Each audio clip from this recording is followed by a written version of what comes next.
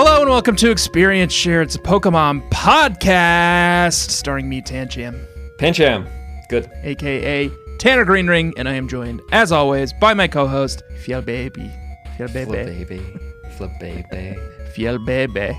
I hate being associated with Flabebe. I do too. I hated writing it. It's a good nickname, though. Fiel Baby.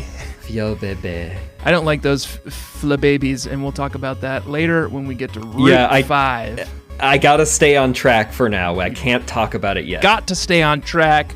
Joshua, we play through each Pokemon game, gym by gym, week by week. We are on Season 6. That's right. Playing through Pokemon X and Y. We're over the hump. We're like over the hill. We're in the modern era of Pokemon games.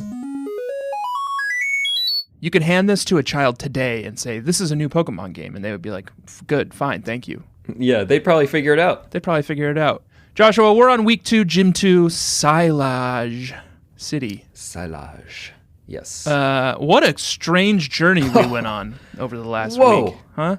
I don't think there's been a game with this long of a leg this early on. Nightmarishly long. There were long. multiple times where both of us, you in particular, thought that we were done. Just totally misassessed. And then there were like 2 more hours left. We usually record this show on Tuesday night, and on Tuesday evening, right before we were set to record, you texted me and said, I can't believe how long this leg is. I'm still not done.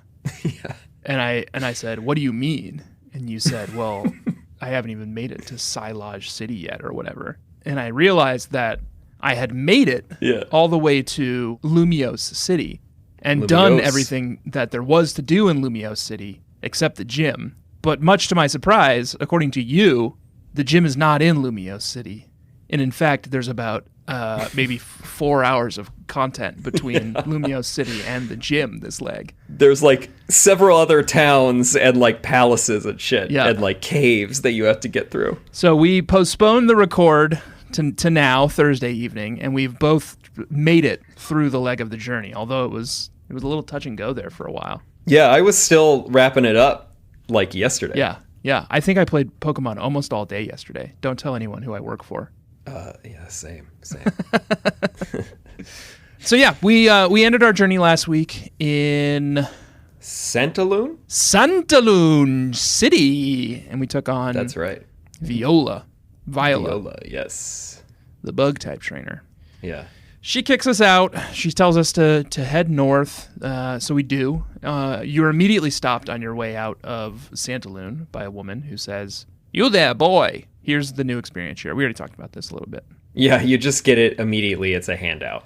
And it is the grotesque version of the experience share. Yeah, that do we want to talk about your whether or not this is the good version or the bad version and why it's the bad version? You can turn it off. Yes. And I did. But then you have no experience share at all. Right. Not even the kind we like. I'll say I definitely prefer where it's a held item and it's just one Pokemon and they get an even split. Yep. I think for the purposes of doing a podcast weekly, the experience share being turned on is pretty nice because we don't have to grind as much and we can focus more on paying attention to the world around us. Yeah. Both the Poke World and the real one. But in general, I'm opposed. It makes the game it. way too easy. Yeah. Like it's just split across your whole team. Yeah. Regardless of if they do anything.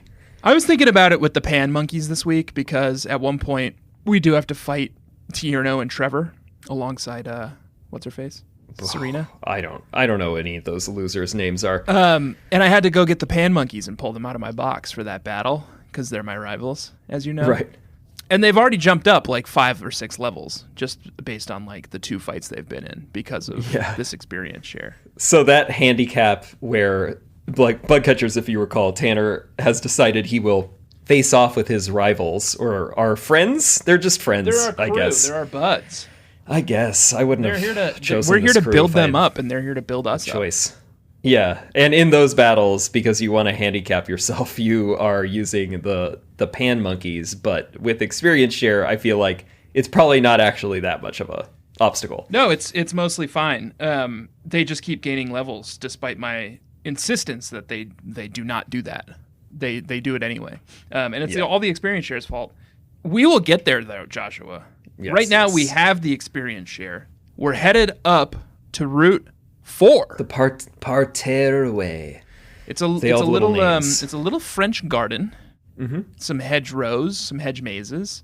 You can pop in. You can battle a couple of gardeners. You can find a couple of items. And you can catch some dang Pokemon, can't you, Josh? Yes. The main Pokemon that they seem most interested in you catching, the one that they keep serving to you over and over again, anytime you step into the new type of tall grass, which is beautiful flowers. It is beautiful. Is my You Make Me Barf Pokemon of the week. Oh, I'm glad we're just getting it over with. I couldn't wait until Route 5, because I was like, I think I saw that fucking thing on Route 4. I have another Pokemon that I'm going to nominate on Route 5, because it's a pretty barfy route. It's pretty barfy. Honestly, a little bit of a barfy game. Yeah, but there are also some strong sweetie talent. I was torn on where to go. I mean, Litleo? I think Litleo's kind of gross looking just because of its big eyes, but I think the thing it turns into is kind of cool. That big lion. It's definitely cool. Yeah. I fell in love with a little sweetie this week called Swirlix. Oh, interesting. I don't think I even saw Swirlix. I don't think you have it in your game. Oh yeah, okay, that makes sense. But we got a whole segment to talk about sweeties, and we got something to barf on. Flababy, obviously. Oh my god. They really want you to catch Flababies, and they're really into telling you all about the fairy-type Pokemon, which I know about, and I have known about for some generations now. I'm not interested in a Flababy. I don't care that they come in different colors. I think every color is just as ugly as the last. There's not one color that redeems this thing. Does it evolve? I appreciate it does, and I want to get to that in a second. I appreciate that they've added more Pokemon that take advantage of regional or seasonal variants, which they introduced in Black and White. Yeah, but this isn't the way to go. This Flabébé, this is a train wreck. Look at Virillion. What's it called? Vivillon. Yeah. That's a beautiful way to do variants. Beautiful. Changing the ugly flower of the ugly Pokemon it's not good enough. Pokemon Company. God, I hate this thing. So ugly. And I will say its evolved form, Florges. Oh, it evolves into something called Floette, which sounds like a fucking prostate medication.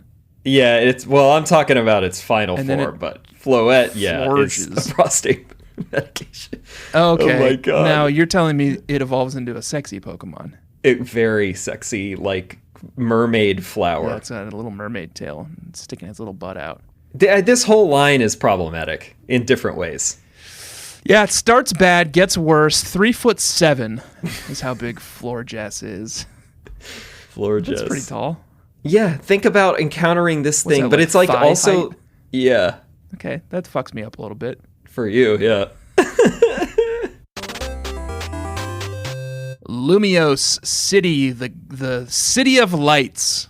Yeah, the obvious not right now, Paris actually ripoff. But because everywhere you go in the city, there's a construction man telling you that there's a blackout and all the lights are out and you can't go anywhere.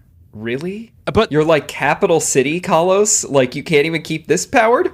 Also, though, you can see lights on in the buildings behind him. And also, there's just NPCs walking around in the streets behind him, behind all these construction guys. It's like, well, what about those people? How come they're allowed to go through? And you know why?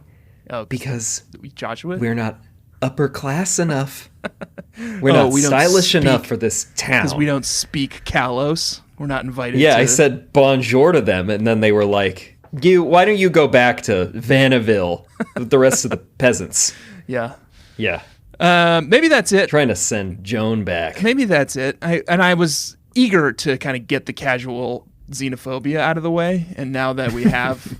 I'm glad because we can just talk about Lumiose City, the biggest Pokemon city we've ever visited in any of these games, certainly, right? Rivals the New York of Unova, whatever that was called. Castilia. Yeah. I read that Kalos is the most populous region in terms of number of NPCs. I believe in Pokemon in general. The whole map is lousy with them, and almost none of them have anything interesting to say. Yeah, nothing to say. And the city is like 4 different regions or something, and I think we can only access like really one of them fully at this point. They give you a little mini map, which is actually pretty handy because it's shaped. The entire city is shaped like a spoked wheel, But because of this big power outage, we're only allowed to access sort of the southern half. Yeah. Which is enough. It gets us in. It gets us to a Pokemon Center. It gives us access to a route out, which is nice. But then we get a few little things that we can play with, Joshua. A few fun little attractions. The first of which is Professor Sycamore's lab. What a lab it is. It is a pretty impressive lab. It's 3 levels. He's got one of those crazy machines that makes Pokeballs float, and I don't know what it does, but sometimes technical buildings in these games have that machine. Mm-hmm. You're joined by Serena and Shauna, or Caleb that's it. and Shauna. Caleb, yeah. As you walk in, because Professor Sycamore wants to give you a Pokemon. Yeah. Just for fun. For no strings attached. You'd think if someone's just giving away free Pokemon, it's probably going to be crap. It's going to be a Flabébé. Yeah, you would think that. Mm-hmm. No, it's not. It's a fucking Kanto starter. Yeah. You get to He's choose giving out from Bulbasaurs and Squirtles and Charmanders like they're common. Yeah, and you get to choose whichever one you want. Who'd you choose? Bulbasaur. Me too. Oh, really? Well, you know, I think we both played Squirtle and Charmander, so I think it's fine for both of us to play a Bulbasaur. Plus, I was keenly aware that I was going to, in fact, had already caught what might be my favorite Pokemon of all time, which is a grass type. So I was like, well, I'm not going to run this Bulbasaur anyway. May as well just box it. I actually like Bulbasaur quite a bit in general. And I, if you recall, I had a Pansage, so I needed a grass Pokemon, and I don't need fire type because that's my starter. And Squirtle's like good, but you know, there's plenty of water options, plenty of Magikarps in the sea. Yeah, there we go. But he just gives it to you for free, and this is another part of the like kind of dumbing down of the series where it's just like, hey, how about instead of even having to like go somewhere and fight some person to get these starters, I'm just giving them to you for free. Yeah, just and also they're Mega Stone for a Mega Evolution eventually, right? And, which is the driving plot point this leg. But go ahead.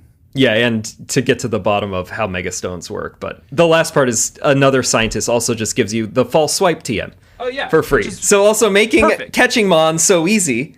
And that's normally a kind of like later game pickup. So they're just loading you up. They were friendly. Yeah. Sycamore and his lab. It's a nice little lab. Then he gives you in our case, it was the Venusaurite. And explains that it's a Mega Stone, which is part of Mega Evolutions. Mm-hmm. But he can't elaborate any further. And says that you need to go to Camphrier town. Camphrier town and find a scientist down there who can help you figure out what Mega Evolutions are. You know, to be fair, he's giving us these Pokemon for free, but we're just doing free labor. Yeah. We're researching for him, so... Yeah, so we're interns. This is an exchange of goods and services. It's not nothing about this is free. This is labor. Yeah. I'll tell you, Josh, what my favorite thing in all of Lumiose City is, and it's going to surprise you. What is it? The PR video studio. Really? Did you not sit and meticulously edit your own PR video where you show the origin story of how you met your starter Pokemon? I did not meticulously edit it. Maybe like 2 hours straight, and then you showed it to your wife, and she was like, "What is that?" And I was like, "I just spent 2 hours doing this." Well, and I think I gave you a heart, and I said it was a beautiful story or something, but the bug catchers are probably your main audience for that thing. Fine, I'll post it when the episode goes up. It's beautiful. It's a beautiful story. There's not sort of spend that amount of time. A lot you have to read into the backstory, but essentially it's the story of how Lovemaker69 met Frogger, the Froakie. Uh-huh. And they're both pickup artists, Puas. Right. They're no longer Puas, but this is the past. So at the time they were both Puas. They were both working the kind of pickup circuit, and just sort of met at a bar, and they were trying to both peacock. It's a little like Night at the Roxbury. Were they? Oh, they were both yeah, trying to peacock this like same woman, and like kind of going up on her and like dancing on her. And she like left in annoyance and like a huff, but then they were there together, and they're like, "Oh, can I get you a drink?" And then they became best friends. Yeah, they're wingmen. Yeah, wingmen. But they've reformed themselves, it seems. I wouldn't say that. I just think they no longer use the label pickup artists, but they definitely do still love to make love. You know what I mean? Yeah. Yeah. Do I? Yeah. I know a lot about what is love. So you didn't like the PR video studio? I did it. I wasn't like enchanted, but I wasn't annoyed. I also went to something called Coiffure Clips because I wanted to get a haircut. I walked in and she was like, "Oh my God, you'd be perfect for a makeover. I want to give you the full workup. I want to give you a haircut. I want to give you color." And I was like, "Cool. I'm gonna give myself the weirdest haircut in the world." And she was like, "That'll be 3,000 polka dollars." Yeah. And I was like, "All right, this better be a fucking cool ass haircut." And then she has one basic haircut she can do, short. Yeah. And it's just slightly shorter than your long hair. And then she does one of 3 colors: blonde, black, or brunette. I think there were more. There were definitely more for the female character. You also unlock more if you're more stylish, which I'm like still in the stock clothing I got in Vanillux Town. So. Oh, I had bought a fedora back in Santalune. That's why it's so stylish. I mean, Joan of Arc has to make an impression. Yeah. And she did a bob cut and brunette because I think that's historically accurate. Maybe not the bob as much. Yeah. But I was not stylish enough to get into this cafe class A. Oh, yeah. Me neither. They sent me away. They're like, maybe you'd be more comfortable somewhere else. They booted me to the curb. Yeah, they're snobs there. But also, like, all these fucking cafes and hotels are like, they're so boring. They don't do anything. No. Like, you go to the hotels expecting trainer battles, and then it's just like schlubs and some guy called Mr. Bond or something. Yeah, Mr. Who always Bonding wants to teach you these... about O powers. Oh, how to O. And that's something obviously Lovemaker 69 is into, because he loves giving powerful O's to people. That's true. I mean, did I say Pokemon or did I say people? I think it's probably for him a little column A and a little column B. If I said Pokemon, I meant people. It's just a slip. Oh, sure. Yeah. Yeah, I am never going to use O powers. It's also something that's based on like being able to interact with people on Wi-Fi. I guess we could try it, but I just don't care. No, it does. I tried one. It was kind of cool. It's like a temporary boost. So like I had one that was like a catch O power, and I turned it on, and it increased my catch rate for like whatever 10 minutes, 15 minutes. So if you're like on a hunt and you that's pretty good. That's a good one. Yeah, it's. I think it's actually pretty good.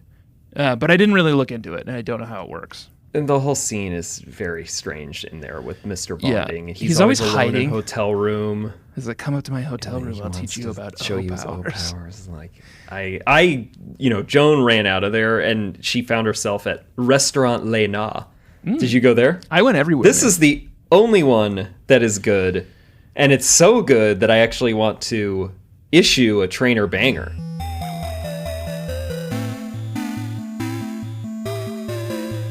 At Restaurant Lena, you go in and the host says that they have a 3-course meal that day, and I think it's 3,000, and you pay for the meal, and you're sat in a beautiful, beautiful table right in the middle of the restaurant. Yeah. And Chef Roger, who is my trainer banger, comes out and he is like, "Sample my French onion soup." My Meg Cargo. That was the most French food you could come up with, huh? It was French onion soup. I thought of the joke. It would just be onion soup, I guess. Yeah. But also the joke is some Meg Cargo. Yeah. It's good. Escargot. Got it. Okay. Anyway, so you battle him, and he goes like, if you must eat it within 2 turns, and it means you have to defeat him in 2 turns, right. And you face off 3 times. And I just love the attitude, and I love the sprite for the chef. Here's what I like both of those things too, and it's fun because you do double battles. Yeah, he's got like a saute pan that I think is full of Pokeballs, and then he's got the little what is this tongs, and the tongs have a Pokeball, and he's just like looking proud. Here's what I don't like about the Restaurant Lena. Okay. It costs $3,000, 3,000 Poke credits. I could get a haircut for that money. And all you win is tiny mushrooms. Yeah, the prize is bad. And I still don't know what a tiny mushroom is, but I know that I can't plant them in the Lovemaker Estates. Oh, Lovemaker Estates. My vineyard. Tell me more. Oh, I'll tell you when we get to Route 7. Yeah, I bought a lovely vineyard out on Route 7. and I'm doing some vintage berry wines out there. Ooh. Yeah. Can't wait to visit. Anything else here? There's a place where you can buy stones. There's a place where you can buy herbs, but... Phil, the photo guy from Shutterbug Cafe. Love him. I guess. Love him. Side quest where you could just... there will be little signs up with photo points. Phil reminds me, everyone in this game expects a tip when they're done talking to you. Oh, yeah. And it's like, I thought this was France. The French hate tips. First of all, yeah, it's insulting. Why are they all asking for tips in France? And then second of all, I don't know what's good. You know, it's like 100, 500, and then like 5,000 or something. And they always seem a little insulted when you give them 100 Poke credits. But it's like, dog, I'm not made out of money. And also, there's like dudes in the Pokemon centers who will just like read you a poem, and he's like, tip please. Yeah, fuck off. Get out of here. I always tip because I'm like stressed about what's going to happen if I don't. But I'm not handing out 5 Gs. Do you remember? Did you ever play Oblivion, Elder Scrolls 4 Oblivion? I am in the beginning of starting it. There's a guy... Because I've never done it all the way, and one of my goals before Elder Scrolls 6, whenever it does comes out, is I want to do Morrowind and Oblivion. I have to tell you about something else that is ruining my life, and is the reason I was behind this week on this game. But there's a guy in Oblivion who hangs out by like the main tower. He's like a little wood elf, and this is 15 years ago, so I'm probably misremembering the facts. But every time you walk by him, he asks you for money. And if you give him money, slowly, he asks for more and more money until he builds up a full suit of the strongest armor in the game. And then he just attacks you and kills you. Oh, but if you kill him, do you get it? Yeah, I think so. But or have you just not really killed hard him? to kill, from what I remember. Wow. I might That's be misremembering that, but I think like you go to all this work and you spend all this time and all this money to like get this guy up to like a full suit of ebony armor, and then he immediately attacks you and kills you. That's pretty funny. Yeah. Well, what's ruining your life? It's a little machine called the Steam Deck, Josh, which I pre-ordered about a year ago, and it came in the mail this week. Stunning.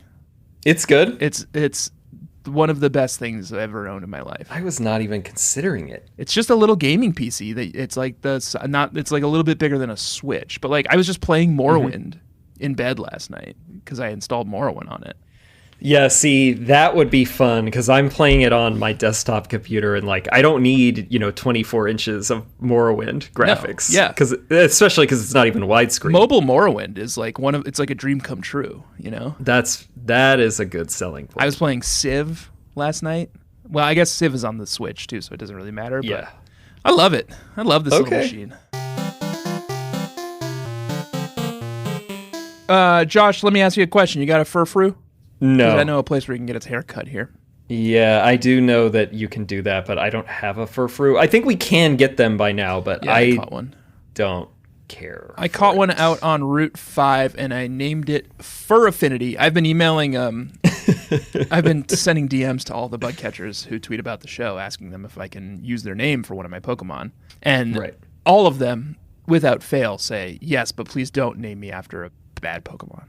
So I've adjusted my rules a little bit, and if there's no chance I will ever use the Pokemon in my party for any reason, then I just come up with a silly name for it. Okay. The Furfrous I caught became Fur Affinity and immediately went into the box. Yeah, I will not be using that thing. Yeah. I don't even like poodles, so why am I using a Furfrous? I don't have anything against poodles, but I'm not interested in a Furfrous.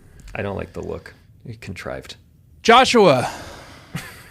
Route 5. Yes. Or actually, no, the cafe. We have to, before we can leave town, we're told that we have to go visit a special cafe called Cafe Soleil. There's a man in here having a conversation with a woman. The woman's name is Diantha, and she's the Kalos region's most famous movie star.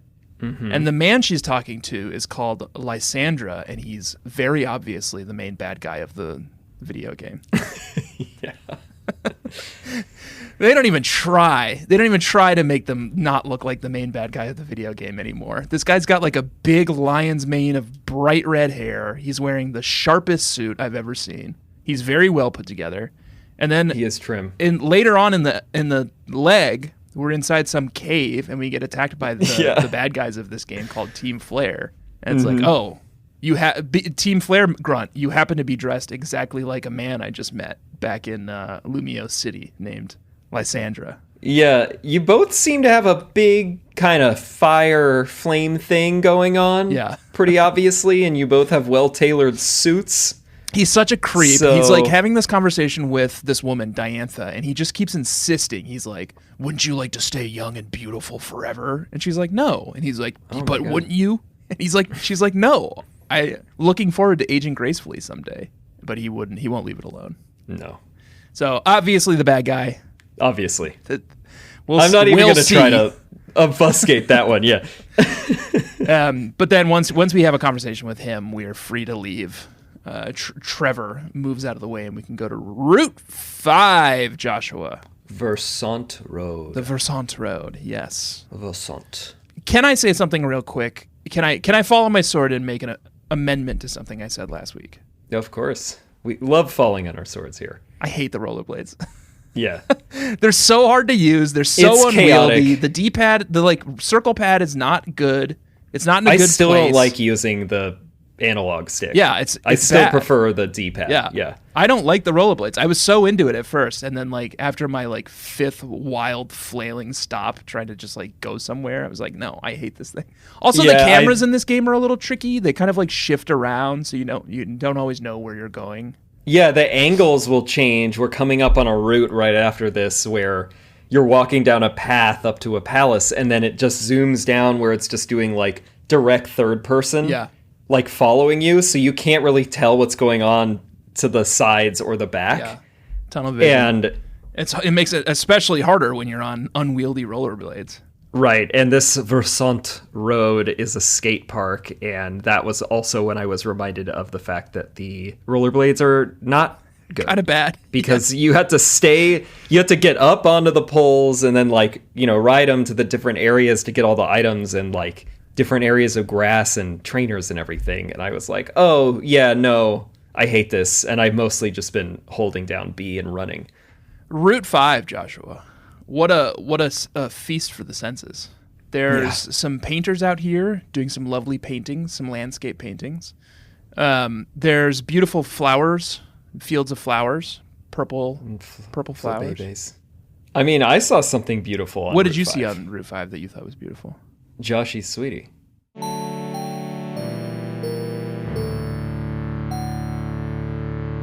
I think it might be Tanner Sweetie too. I suspected it would be, and part of the reason, not that it's not qualified, but part of the reason that I gave it the sweetie status, despite, as I mentioned, many in competition this week, is out of respect to you. Thank because you. It is Skiddo. Skiddo, what a little treat. What a little snack, huh? Oh, yeah. Little goat guy, cute Just as a button. Delightful little goat. Tiny horns. Little hooves. Little fur, little grass ruff. So happy. Yep. So happy. Pure grass type. It's got a move called Sap Sipper, which is beautiful. It just undoes any grass type moves set at it and empowers it. So when you're facing off against fucking bugs who are constantly trying to put sleep powder on you, it never works. And in fact, it makes your attack stronger. It's very good. It's a very good move. I wanted to, and I would have put this into my party, except I suspect you will be running a Go-Goat. I will be eventually. running a Go-Goat. And tell us all a little bit about your relationship with this mon. Go-Goat, is that your favorite? You like the whole line? How did you become entranced by the Skiddo Go-Goat? Goat's my favorite animal. Let's just get that out of the way now. Okay, there we go. Goat. Love a goat. Love going to a goat farm. Yep. I would spend I have seen a lot of content of you at goat farms. I would spend all day at a goat farm if it were up to me. So I'm already predisposed. But also, look at this dang thing. Josh, it's just cute as a button. It's a delight. And it's fun to play. I don't know if it's a good Pokemon, but it's certainly a fun Pokemon to play, both Skiddo and Go-Goat. It's a great design, both of them. Yep. They look cool. If I'm going to run any grass type, why not? What am I going to run instead? A fucking Bulbasaur? Honk shoe. Old hat. Yeah. Is it my favorite Pokemon? Such a hard question to answer. For the longest time, Poliwrath and Poliwhirl have been my favorite Pokemon. Right. And they count as one Pokemon because one's just the angry version of the other one. Right. That's established. Most recently, Rotom has really risen in the ranks. True. But I still do love a Skiddo and a Go-Goat. Yeah, I think it's tied. I think it's a dead heat between Poliwhirl, Poliwrath, Skiddo, Go-Goat. I think that's fair. They're all my favorite. Just like your favorite Pokemon are Mewtwo and Octillery. And then also Alolan Raichu. And Alolan Raichu, right. That's a handsome I think those are the top 3 off the top of my head. Yeah, and mine are probably Go-Goat, Poliwhirl, and Rotom. I like it. Just 3 charming little boys, you know? Yeah. Yeah, and mine are charming in their other ways. Yeah. Did you do anything else on Route 5? After this break.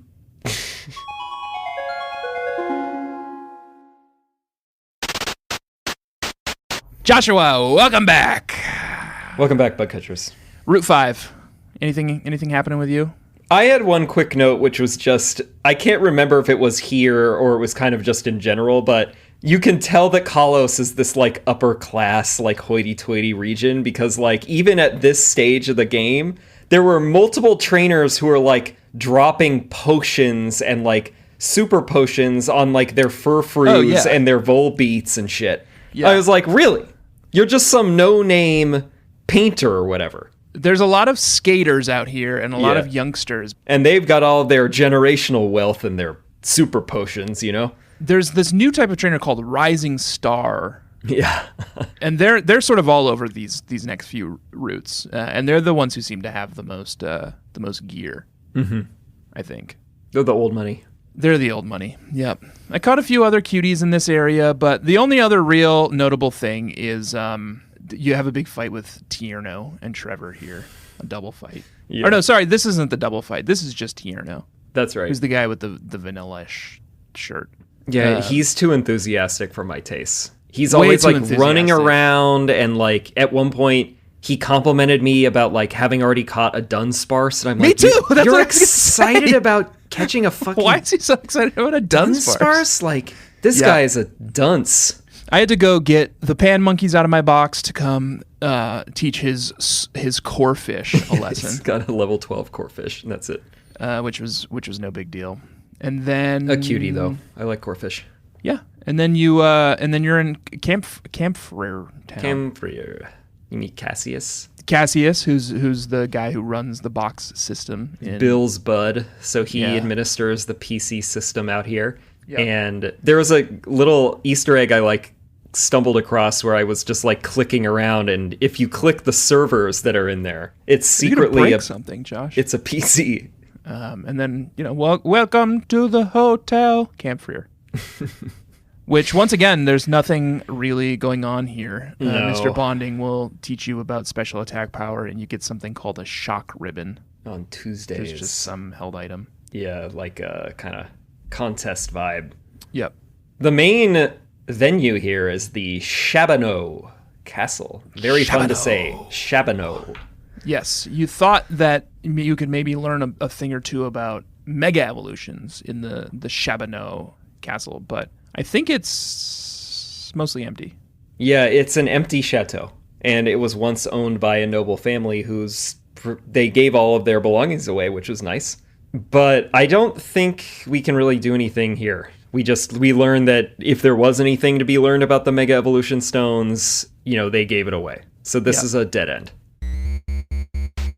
Joshua, I left. I went to the west, and I was just walking down the street. It was like a absurdist, like avant-garde film from the 40s, because I was just walking down the street and I was approached by a man and his daughter, and they said, "Would you like to?" It was a lot like that movie We Bought a Zoo. I bought a vineyard, a big berry patch where I can grow berry trees to turn into Chateau de Lovemaker.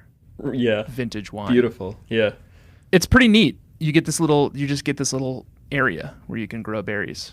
Plots of land, and it's a ton of plots of land. We finally don't have to worry about like finding random patches and keeping track of them, and they just streamline it. Well, and not only that, is if you plant two berries next to one another, they form a new kind of berry.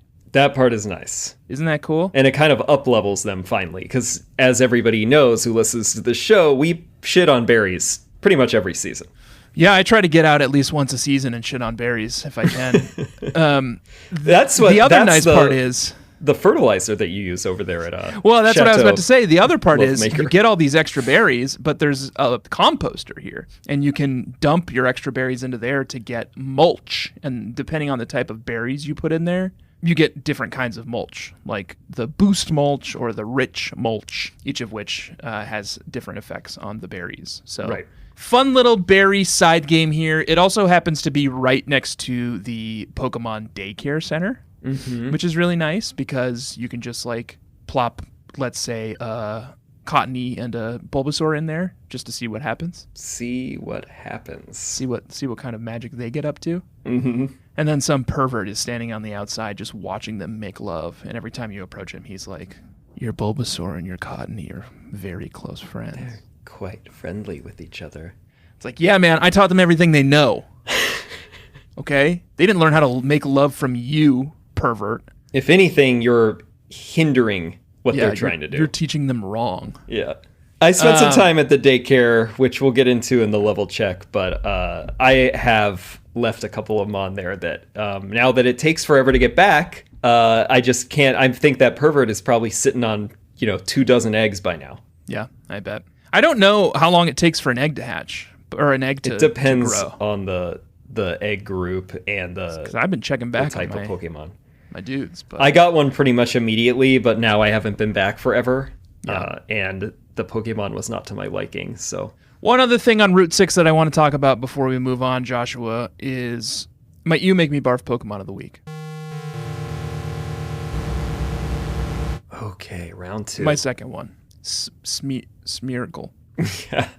I don't think this is Smeargle's first time in the barf arena. I don't think so either, but he gets the spotlight in this game. Smeargle. Yeah, this whole section is really Smeargle focused. Yeah, I do like the painters who are painting landscapes. Yeah. Like they'll move and they've got an easel and everything, but I didn't need a reason for Smeargle to make a comeback. Yeah, I don't get Smeargle. I don't understand it. It only knows one move, which is Sketch, which I think just copies the last move that your opponent played. That's right. It's just normal type. It doesn't seem to. I don't get it. I don't get the. It stays normal, but the reason that it's theoretically interesting is that it could have 4 moves that are just however you choose the best moves. It could have moves that it could never learn, nor could most other, if not all, normal type Pokemon. So you could just be running Earthquake and Shadow Ball and Ice Beam and whatever kind of classic great moves. The problem is its stats are terrible. Yeah, why would I want to do that? Its base stats are 250. Yeah, I don't get it. It's so bad, and it has no stab moves, obviously, because it's normal type. Oh, it's also ugly. Unless it had a normal move, but it's ugly also. And it uses its dumb little tail to paint. I don't like it. I don't like it either. It was a real toss-up between Flabébé and Smeargle, but then I decided, you know what? They can both make me barf. Why not both? And that's what they've done. And we don't need barfing all over myself. We didn't need it to make a comeback. Pokemon. You know what else happened to me, Josh? What? I was minding my own business, grinding out some levels in the grass in Route 7 with my Ralts, and I got attacked by 5 Pokemon at once. Oh, yeah, me too. And they were Scraggies, which is a dark type, so it's like they knew I had a psychic type, and they're like, well, here's 5 dark types. Have fun. I can't tell if the raid battles are fun or a pain in the ass. I think they mostly just slow you down, and the problem is all 5 of the Pokemon are so low level that you barely get any XP out of the battles either. Yeah, it's such a slugfest. I had one at one point that was 5 Hoppips, and it was I had, I think, my Pancham up front, so can't do anything super effective against these things, and then I had to swap in another Pokemon to take them out in one hits, and then it's you gotta hope 20 you get lucky. fine experience or whatever, 25. Yeah, it's ridiculous. I don't like it. Maybe you'll have a Pokemon in your team that has an area of effect spell, like Frogadier has Water Pulse, which can hit multiple Pokemon at once. But they're far and in between. For the most part, you're just going to be doing one-hit KOs over the course of 5 turns, which is so slow. But it's fine. Not a fan of the Horde raid battles or whatever. Yeah, I don't think I Not yet, at least. Maybe it'll get interesting once they're like higher level and we have more area of effect moves. But at the moment, I've been running away from them for the most part. Further west down Route 7 is an impasse. We cannot get past a small bridge because, wouldn't you know it, a dang Snorlax is falling asleep. They pass out over here in Kalos, too. They went back to that well. Yeah. They're like, I can't figure out how we can prevent the player from going down this bridge. So we have to go find the Poke Flute, which has just recently been graciously donated to Parfum Palace. Mm-hmm. Head over to Parfum Palace, which is back on Route 6. You head north, and I don't know. It's a big tour. It's like Versailles. It's like a big tourist destination. This is the path where you have to get like third-person view. You walk down this pathway of all these trees. There's like grass on the sides that has trainers hidden in it. Like it's tall grass, and you'll just be walking down, and then like some guy comes out of the bushes to attack you. Yeah, it's really tall grass. I think they would have better security at a palace like this. But once you're through that initial entryway, there's no trainers in this fucking thing. Once again, they keep making these big set pieces and then not putting trainers in them. And you have to pay $1,000 to get into the Parfum Palace. Yeah, and they're like, "Oh, well, we're using it to renovate the place," and it's like, "What? Why am I paying for this?" Yeah, why don't the rich king who used to live here pay for it? Yeah, and all the rooms. I mean, it looks like fucking Trump's apartment at Fifth Avenue. Like, it's gold, like hideous gold everywhere. Yeah, everyone's like, "Oh, it's so beautiful." There's this very funny through line where the only thing that there is to do in Parfum Palace is to help this guy catch his Furfrous. Yeah. You don't know who he is. He just asks you for help, and you're like, "Fine, I'll help you." And then he kept saying, like, "Go to the balcony on the second floor. It gives you the best views of the estate." And there's another guy here who's like, "You have to go visit the balcony. It's beautiful. It's stunning. You won't believe the view from the balcony." And then you go out there, and it's like fucking awful. It looks like an F-Zero game. Like, it's one of those like shitty sort of like bitmapped sprites that's just laid out on a flat plane. It looks terrible. It looks terrible. And it doesn't even do what at least I thought it would do, where it gives you a bird's eye view and like you can get an idea where the Furfrous is. Yeah. You do get a little bit of a bird's eye view, and I guess I'm having trouble understanding what all of the things in the Parfum Palace courtyard are, because the bottom right is definitely a chandelure. And the bottom left is a chandelure, and the top right is a soul rock. But then the other two, I don't know. Oh, because when you do actually look at the map here on Bulbapedia, you can get that bird's eye view. I see what you're saying. Bottom right could be maybe a Mr. Mime? Why would they make it a Mr. Mime? Well, why would they put a soul rock in here? That's true. I don't know. And then there's a huge Mr. Mime's the court jester? I don't know. There's a huge statue of Zekrom and Reshiram here on either side of the courtyard. Can't escape those things. But really, all you have to do is go do this mini game where you trap this Furfrous in a dead end so that the guy can come get it back. And it turns out that the guy is the guy who runs Parfum Palace. And he gives you the Poke Flute, and you can go wake up the Snorlax and catch it if you want. I did too.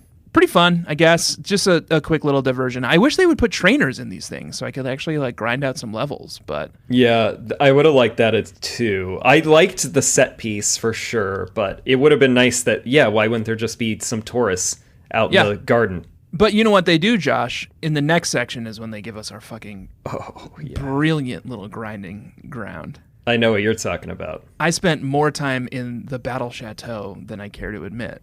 Level did you? Well, we should explain it. Let's explain what the Battle Chateau is. It's on Route 7, on the west side of Route 7, past where the Snorlax is. There's a big castle, and inside the castle, you are explained that this is the Battle Chateau. Each of the rooms has a baron or a baroness in it, and you are granted the title of baron or baroness. Mm-hmm. And you are invited to go and battle them all. They all have lots of money. They all usually only have 1 or 2 Pokemon, so it's pretty easy battles. And then once you've cleared enough battles, you are upgraded in title. So after Baron, it's Viscount, and then after Viscount, it's Earl, which is what I am. Earl Lovemaker 69. Oh, very good. I only made it to Viscountess. I spent a lot of time in Battle Chateau. I kind of assumed we couldn't go any further yet, and I just left after that. But I will go back. I really enjoyed it. This is a good version of the battle tower setup where, first of all, it's so early on in the game that we can really get a lot of use out of it. It levels and second, with you. Yeah, you get actual EXP out of this. Right. And the fights get harder as you go up in levels. So it's not like you come back to this early game grinding place. Right. It gets more challenging. There's also a certain psychological thrill to beating down these snivelly little barons. Little rich kids. Yeah, with their long flowing hair, and they're holding it sensually. And then after you beat them, they're all wearing sharp little suits. You're they've got little suits. And then you teach them a lesson where they always they say something that's but I have all the money in the world and I have all of the best Pokemon in the world. So does that mean that I'm the problem? So you're teaching this old money a thing or two, which is fun. Teaching them about the real world. Yeah, that's how we do it down It's pretty fun. Vanderbilt. The talent inside of Battle Chateau updates pretty often. If you go and heal, there usually be at least a couple new Viscounts or Barons in the Battle Chateau. But you can also do this thing called issuing a writ. Yeah, so you can say you can bring stronger. You can invite stronger level Baronesses and Earls and Viscounts to come to the palace, to the chateau. But it costs 50,000 fucking poke credits to issue a writ, so I don't think I'm going to be doing that anytime soon. And they only last for 24 hours. But they get pretty... It's nice, though, where I'm looking at the chart now, and the final one you can get if you make it to being a Grand Duke or Duchess is the Black Writ of Challenge, and it increases the Pokemon levels by 20 and battle winnings. It costs 300k, but by that point in the game, you have so much money. I love... It's taken them so long to get to the point where they have features where you can actually use a chunk of money when you have so much of it sitting around. Well, and you really earn it because back in Parfum Palace, we also find the amulet coin. Yeah. And then when you put that on a Pokemon and come to Battle Chateau, the prize money for Battle Chateau is already pretty good. And then if you happen to have an amulet coin in play, my money problems are over. Mine too. 69's money problems are over. I'm going to be going back to that Cafe Classe in Lumiose one of these days. And you have to have good style, not lots of money. Everything. All right. Well, I'm going to use that money to buy my way into some style, That's how it works in this world. We have another run-in with Tierno and Trevor who want to do a double battle with you and Serena/Calum. I had to get the Pan Monkeys out for it, obviously. Yeah. But we made pretty quick work of them. So it was nothing. Yeah. We are in the caves, the Connecting Caves. I didn't even go into Connecting Cave because I knew that it's a dead end for now, at least. So there's two caves here. There's the top one, which is a dead end. You need strength so you can push a boulder, and then there's the bottom one, which just cuts straight through to Ambret Town. But so does the top cave. I don't get it. I don't get why there's two caves. They both are just quick little jaunts under the mountain to get to Ambret. It's that eventually, when you do have strength, which is pretty soon. Which we get. Yeah. Then you can use that, what I was just saying earlier where I need to go back to the daycare. Now that I have strength, I'll go into Connecting Cave, push the boulder in, and then you can just shoot straight through rather than having to go south and through the beach to whatever it's called, Ambret, yeah. Oh my god, this whole I can't believe we got out of this one. You get out of the cave. The cave is pretty short. There's some cave Pokemon in there if you want to fight cave Pokemon. You've seen it all before. But once you're out of the cave, you're on the top of this bluff and you see the city below, and you're like, oh, finally, I've made it. The end of the leg. No, there's so much more to do. Oh my god.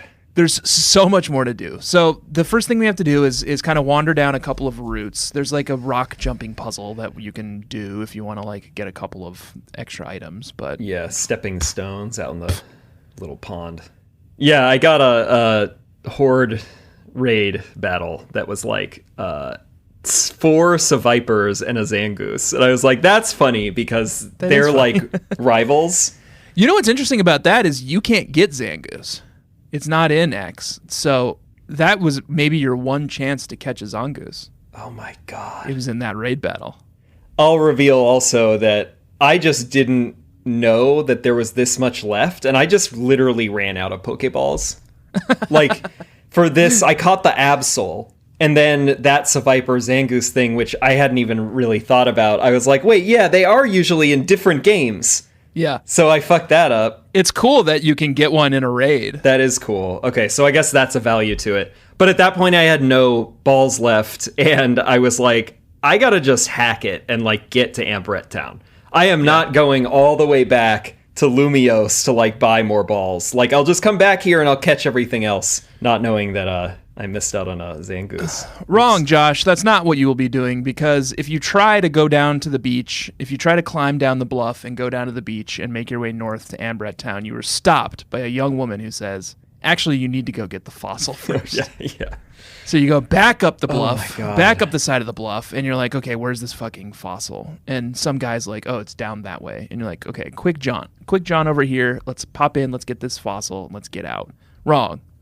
It starts with the slowest sequence in any Pokemon game, where you get on the back of a fucking Rhyhorn or Rhydon and ride it across like gravel, like bumpy gravel, because you can't go on the gravel yourself. You have to ride a Rhyhorn. It's so slow. You're getting stopped every 3 steps by Hippopota to Hippopotas. Heliolisks. Yeah. There was some lady in this cave, too, who was, like, fawning. Grace is our mom, right? Grace is our mom, yeah. Yeah. Everyone's she's like world famous. She's like the Michael Jordan of Kalos. Most inspirational woman I've ever seen. She's not even the first person to bring up your mom. Some, like, guard in the guardhouse is like, which is cool. I hope to be as cool as Grace someday. But then I'm thinking, like, well, I'm like, the offspring of Grace. Why can't I make this fucking Rhyhorn move faster than about a foot every minute? And why doesn't he just use his horn to smash these hippopotas? Oh my god.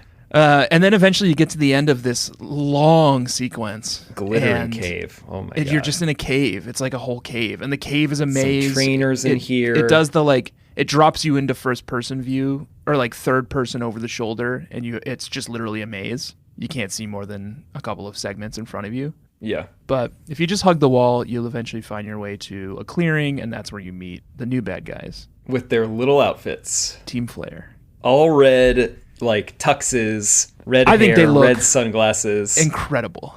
They look great. I think they are by far the best looking team so far. You're immediately dislodging Team Rocket? Immediately. I think Team Flare has such a sharp, good look. It's very clean. And you know what else I like? And I would say that this also rivals Team Rocket. I'm not going to give my judgment yet. But their mission statement is just like, we don't want to be told what to do. Perfect. And we want to just be happy and do whatever we want. Perfect. Great. Straightforward. That's all that we want. They're just well-dressed libertarians.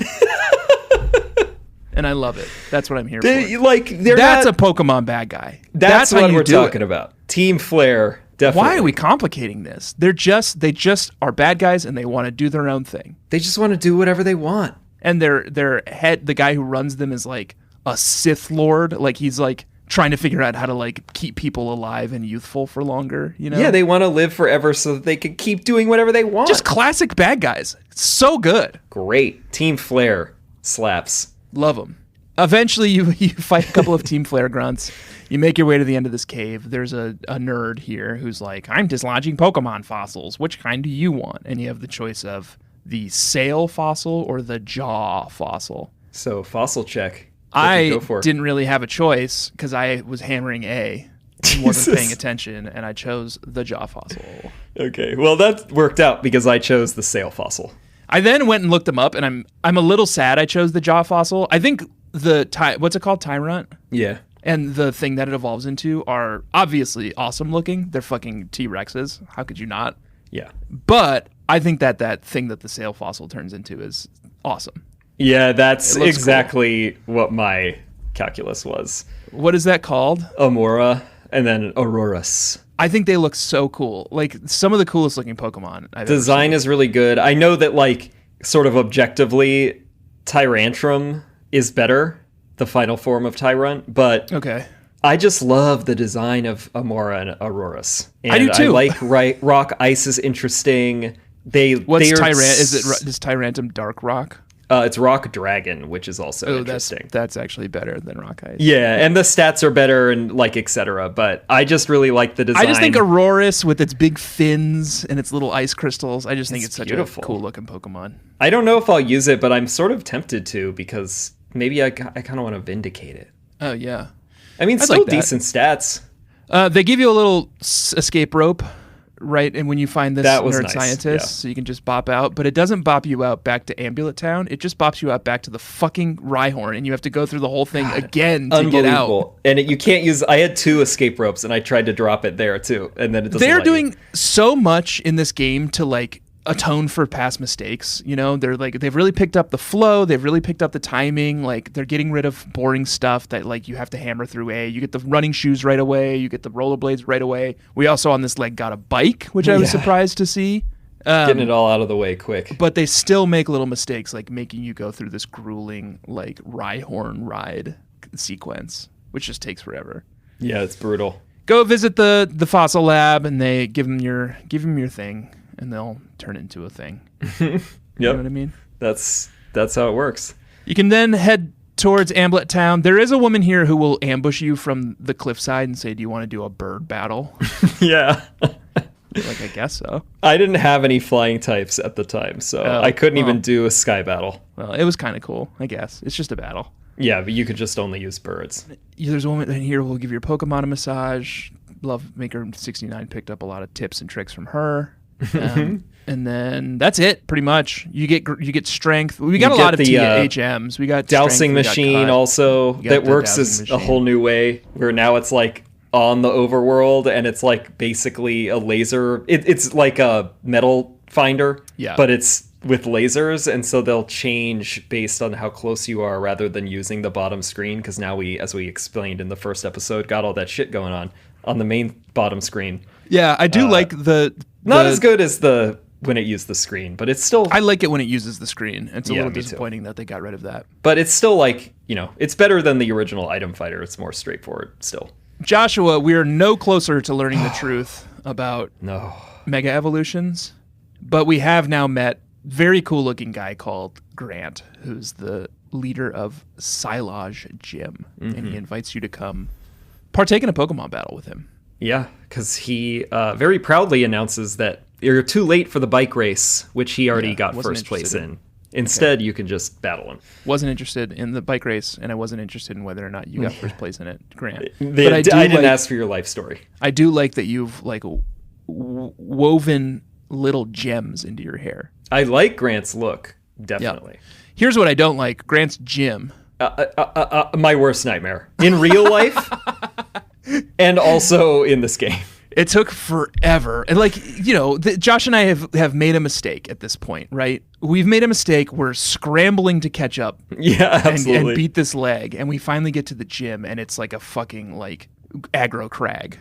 Yeah, it's all like guts. Climbing walls and like confusing paths, like dead ends. Paths and trainers. Hikers and rising stars. It's a rock type gym. You never catch me dead in here. Or I guess you would, because I would have and you did it. Fallen and died in real life as well. Should we talk about the teams we brought in? Yeah, we should. Level check.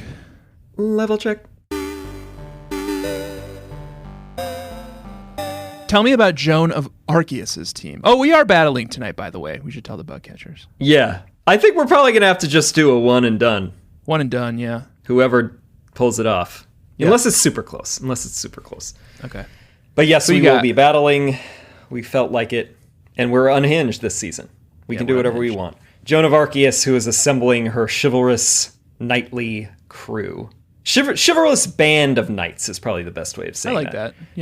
Yeah. There's some new ones. She has recruited Raoul, who's a Psyduck, level 26. Beautiful. Jean-Duc is still here. Pikachu, level 27. Still chewing it up. John the Second is now a Braixen. Ooh, Braixen. Does Braixen have the little wand yet, or is that just it's got a little wand, and in the animations, all of its moves are like, if it's Ember, or now it has Psybeam, it comes out of the little stick, the wand. That's cool. Very festive. And then we have Renault, Ivysaur, level 28. Ah, you're sticking with it. How about that Renault? That was pretty good. Yeah. I'm learning. And then we have Saint Sauvage. Yeah. Pancham. Saint Sauvage. Saint Sauvage. Yeah. Wait. Saint Sauvage. Yeah. Pancham, level 26.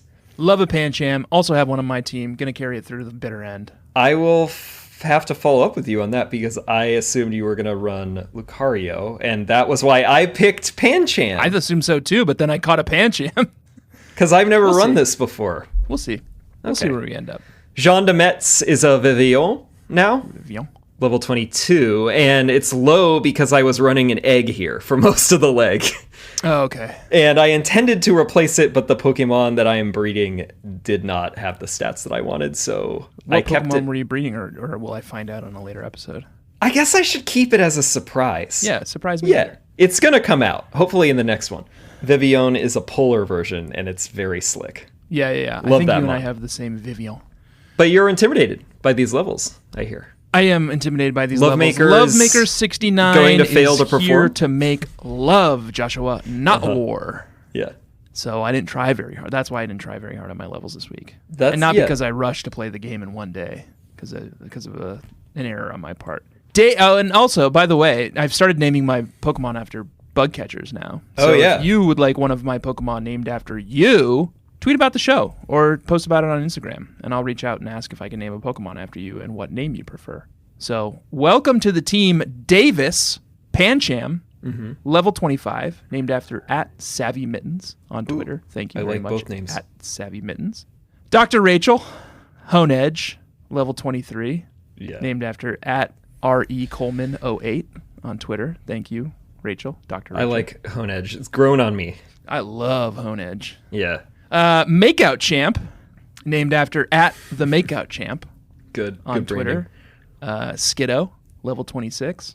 Perfect together. The Makeout Champ and Lovemaker 69. Yeah, that's your champion. Spreading their message of love all across the Kalos region. Yeah. Eknasty, named after @AEckert95 on Twitter. Thank you, AEckert95. Swirlix, level 24. Fun.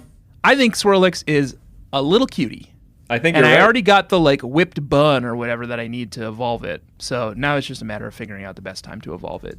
That's fun. Its little stack of pancakes. I love that for you. Frogadier, level 31. And Raphael, Kirlia, level 25.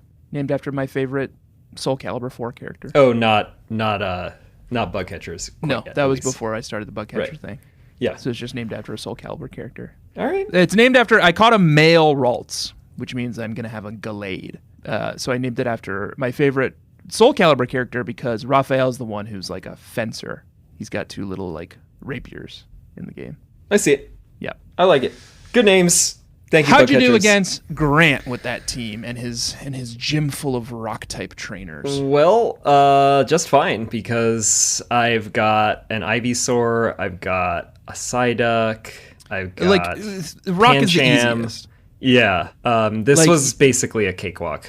You have a fighting Pancham. You have a grass Skiddo and Ivysaur. Mm-hmm. Water Frogadier and Psyduck.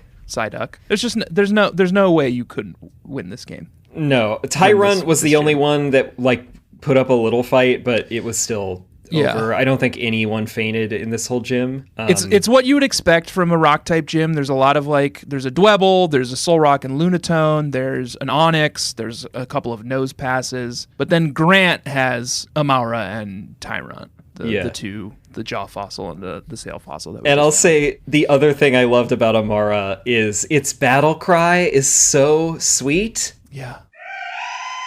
It's inspiring.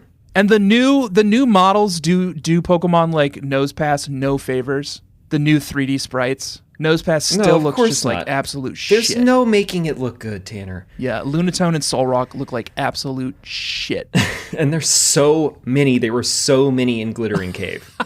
There were so many in Glittering Cave. Those I'm not catching. I guess, are you still tracking? You're catching everything? I missed a couple this week that I have to go back and find, notably the Audino that is in the tall grass. I also did not see an Audino. Parfum Palace. But yeah, I'm still mostly doing well. Still mostly on track. All right, good. To catch them all. And now that I have money, I can actually go and buy some fucking great balls and ultra balls for once. I'm going to do some catching once I boot this back up tonight because I've got money and I can access Pokeballs again. All right, Joshua, that is Gym 2 against Grant behind us. And now we are proud holders of the Cliff Badge. Cliff Badge and TM39 Rock Tomb. We can use Strength outside of battle, which some guy gave to us at some point. Which we can use to now open up the path in Connecting Cave. Mm-hmm. We're hammering through it, Joshua. Wow. We're getting it done. We should probably have some guests on this season. We should get some guests. Guests. Joshua, Bug Catchers. Let's just do a quick Experience Share, a Pokemon podcast, and it's not over because now we're gonna go do a battle on Pokemon Showdown. So spent the time plugging them in. Let's mash them together. Bug Catchers, we'll be back in just a second, your time, and tell you who the victor of this battle was. It's gonna be dicey. Josh has me on levels. It's gonna be interesting. Certainly. We'll be back in a minute.